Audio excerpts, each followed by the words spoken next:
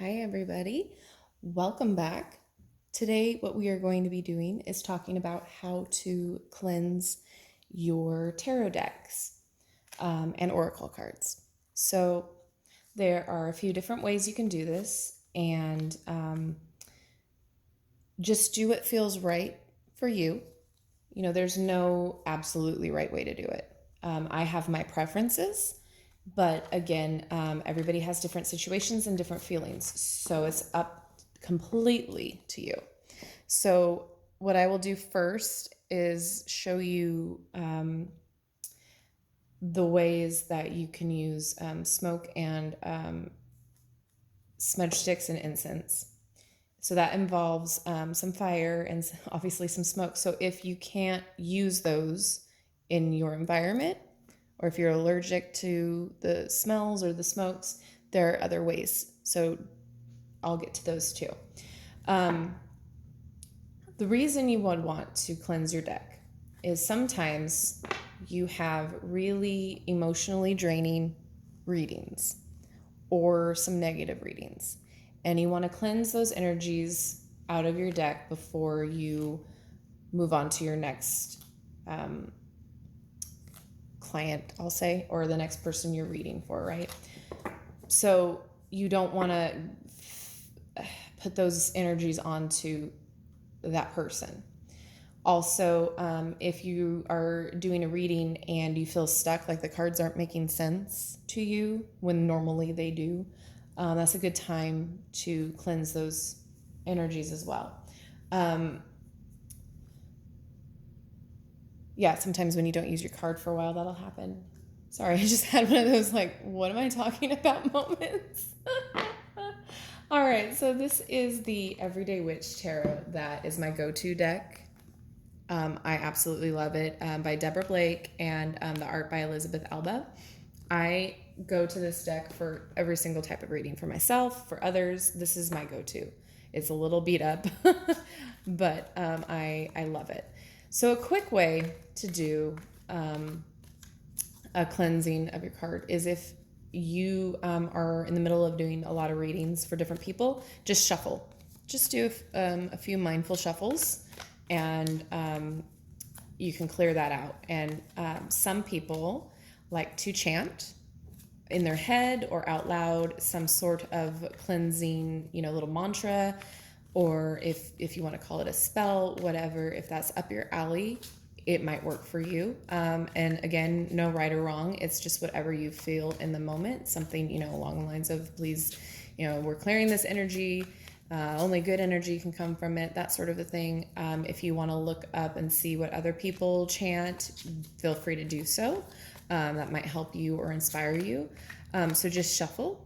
The way that I like to do it as well is use my incense, and I just take it.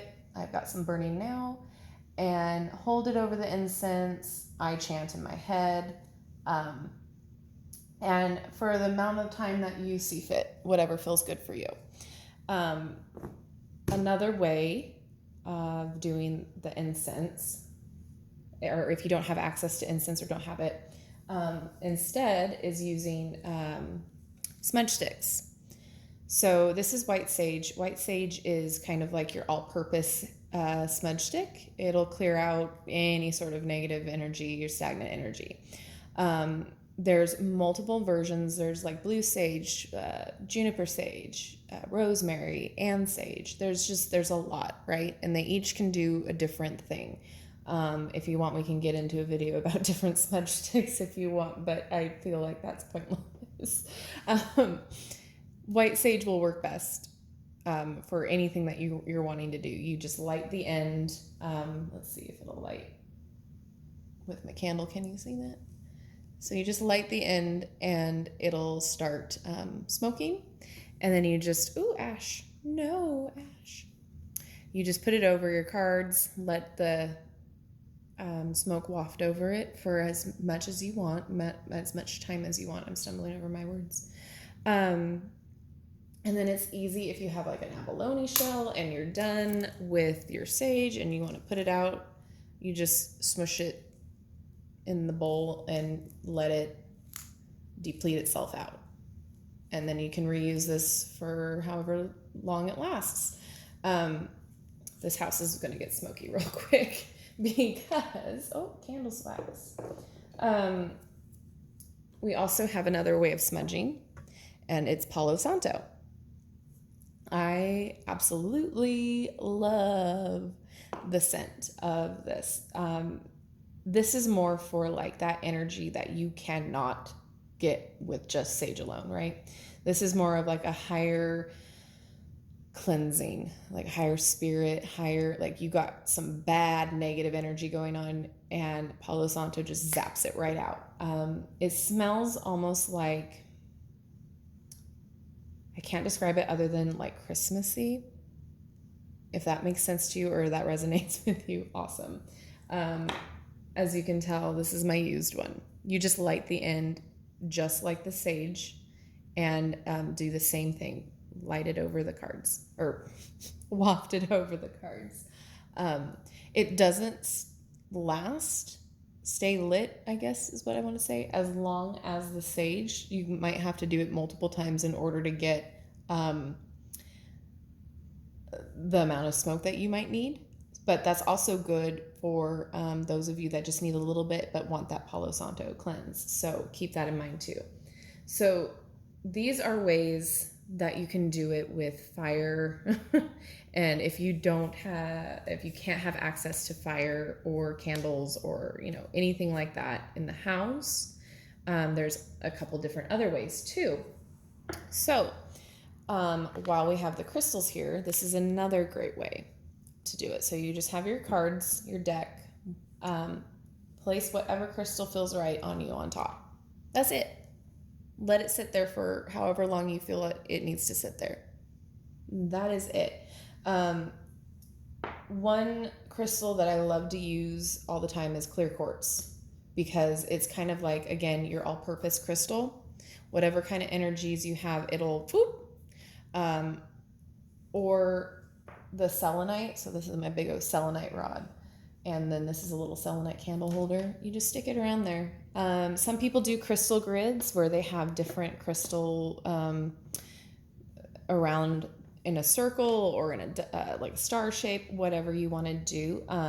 You can look up the different crystal meanings and see which one suits you or what you want to use for your deck.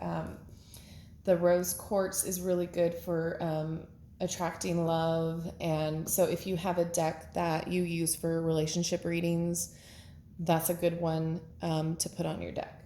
And again, there's no right or wrong, really, when it comes down to it. It's what feels right for you. So keep that in mind, because, I don't want to say that, oh, you shouldn't do this or you shouldn't do that. You know what? It's up to you. This is what you feel. This is all about your intuition, what you feel, right?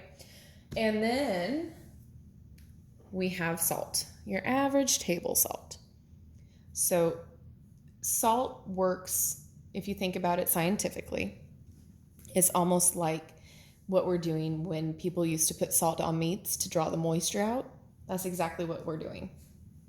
Put a little salt, whether it's in a bowl or on top, just sprinkle it on or leave it on there. Same thing for whatever amount of time you want to do. It draws the negativity out. Now, if you want to go one step further, you get yourself some black salt. Black salt is a witch's best friend. It totally absorbs all the negativity. And so a lot of people use this. They sprinkle it in like the four corners of their home. If there's some people that come in that have some bad energy, they just sprinkle it on the floor, vacuum up that by the front door, and then the energy is gone. So the same thing works with the cards. So you would just, sprinkle some. I have some on there already. You would just sprinkle some on top, let it sit. Or what others do, if you want to get a little bit more fancy, is take the salt, whichever one you want to use, and sprinkle it in a circle around your cards. So it creates a protection barrier, like what you kind of see in Supernatural. They're not wrong with that. Uh, so you would take the salt and sprinkle it around a circle. Here, I'm not going to do this because I don't want to make a mess. And let the card sit, and it'll draw out the negative energy or the bad energy, whatever. Cleanse it to make it a new clean slate, right? You can also use pink Himalayan salt, which that is used to purify, to remove toxins, that sort of a thing. It's really good if you put it in your bath, just saying. If you draw yourself a bath, put some of that in. It will help stimulate your blood flow a little bit more. So side note for that little witchy tip. Health witch tip provided to you. The other non-smoke, non-fire way is to take your deck, put it on a windowsill at the full moon or the new moon. Those are really good energies to cleanse and recharge your deck. Anywhere the moon can touch it. Same thing with your crystals. You can do that as well. But when you're going through, when we've got a lot of planets in eclipses, that's when it gets a little tricky, because those can mess with the energies a little bit. So we won't get into that. But basically, put it on your windowsill or wherever the moon can get to it, open or in their box, it doesn't really matter, to charge and cleanse. I do this most full moons. I didn't do it last full moon. And then your deck will feel a lot lighter. All the emotional energy that you had from the past readings is drained from it, and it's a new, fresh deck. Also, the sun, if you put it on your windowsill or sit it on a little table where the sun can get it for like an hour or two, like please no more than that, because you'll ruin your deck. That will cleanse it too. Some people like to put salt in some water that was charged by the moon and like sprinkle it, like dip it in and sprinkle it on their deck. I don't, because I'm already pretty rough with my decks. The last thing I need is water droplets and that sort of thing on it. But to each its own. I'm just putting out the information for you to see which works for you. So what I do the most, sorry, it was a tea break. What I do the most is the incense, because normally if I'm doing a reading, that incense is going to clear the air, the energy around me. So I will shuffle and cleanse it with the incense or some sort of sage. And side note, the incense that is in there right now is white sage incense. So we're going overboard with the cleansing today. So for me, it works. Those two things work. Also, I do the full moon, like I just said. The crystals, I normally just have them around in a reading. It just depends on the reading that I'm doing for, what crystal I would place directly by it. I always have the selenite, because this is a huge remover of negativity and just invites positivity in. So whenever I do a reading, I really just want to reinforce that, yes, negative things can come up, but there's always a positive solution, right? So that brings that into focus for me as well. One other thing that you can do, but it does involve fire, is you can have little tea lights around in a circle and light it around your deck. But please, please, please, please, please be careful and make sure you're watching. You check on your deck, because as we know, cards are made of paper, and you don't want any accidents. Fire is also cleansing, so that's another way you can do it. But again, it involves fire. So I know that there are some places that don't allow candles or matches or anything like that, especially, in apartments. I get that. So if there's any questions that you have, I invite you to ask in the comment section. I will definitely reply. These are just some ways off the top of my head that I know about that could help you. Again, this is not necessary if you just are a novice and are not doing multiple readings, or if you don't believe in the spiritual aspect, this is strictly for the those of you that do believe in the spiritual aspect of the cards. And this is kind of like a protection barrier for you to cleanse, and so that the energy you are putting out is the correct energy. If you have any questions, again, let me know. And if you try any of these out and they work for you, please let me know as well. I'm curious because, you know, what works for me might not work for you. So I'm curious to know if you, what you do to cleanse your deck. Because again, there's no real right or wrong here. It's just, let's be safe about it. Don't be sticking a bunch of dripping candles around your deck. So yeah, let me know how it works for you. I'm excited to hear. And if you want any recommendations on incense, I can give you some.